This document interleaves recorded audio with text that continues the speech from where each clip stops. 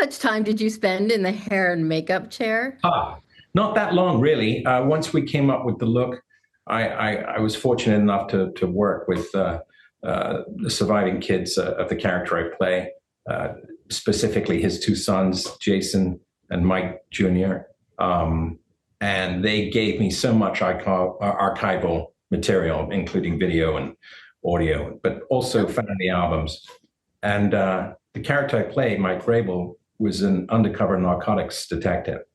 So he would change his look constantly to help evade perps who might recognize him. And when I showed this look that we use in the picture to Gus, he said that's the one we should go for. So yeah, I didn't recognize you at all. Good, and I did my job. Good. You did. I was sitting through the movie and halfway in, I'm like, when is he coming into this movie? And then I heard the character's name and I went, oh my God, I've been watching him this whole time. You did a phenomenal job. It was great. This is not the first time that you have been part of a movie that is based on a true story.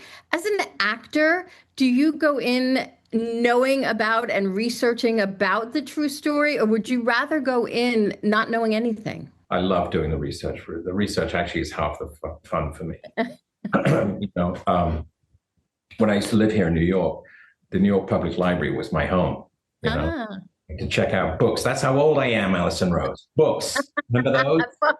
I'm that old too. I remember books. So, yeah, the research is half the fun, and I'm sort of an amateur historian, so I'm drawn to films. If you look at my career, I'm drawn to a lot of historical material, and that's my thing. So then what did you learn about this whole story and Tony and even your character that either surprised you or you found really fascinating?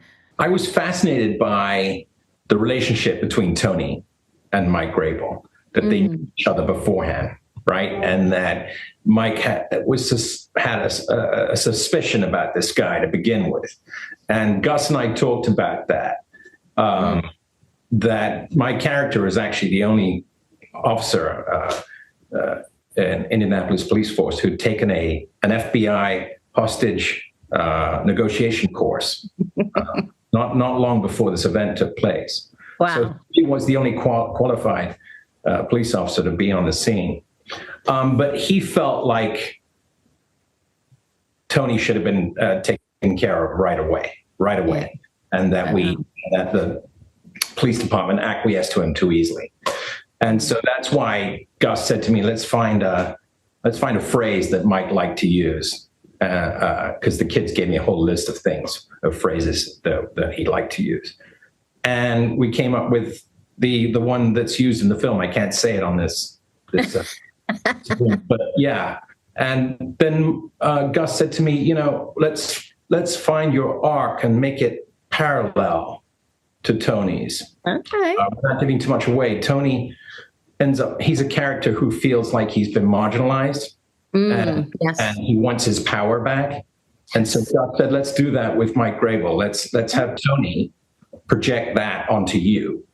Okay. And marginalize you and have the chief of police take over. Wow, I like that.